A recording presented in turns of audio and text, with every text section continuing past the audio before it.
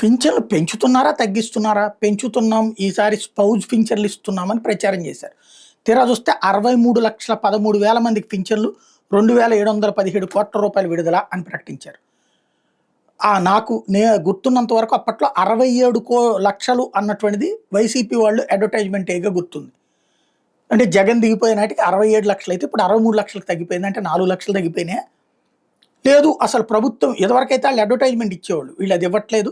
సరే చంద్రబాబు గారు స్వయంగా జనం దగ్గరికి వెళ్తున్నారు కాబట్టి అడ్వర్టైజ్మెంట్ అక్కర్లేదు. కానీ ఏంటిది, ఎంతమందికి అంటే ఈ అంకె చెప్తున్నారు 63 లక్షలకి ఇచ్చే, లేకపోతే 2,717 కోట్లని. ఇంతకుముందు అతనైనా ఇస్తాడు. కాకపోతే గతంలో పింఛన్తో పోల్చుకుంటే 1000 రూపాయలు ఎక్కువ ఇచ్చిన మాట వాస్తవం. కానీ పింఛన్దారులను తగ్గిస్తున్నారా?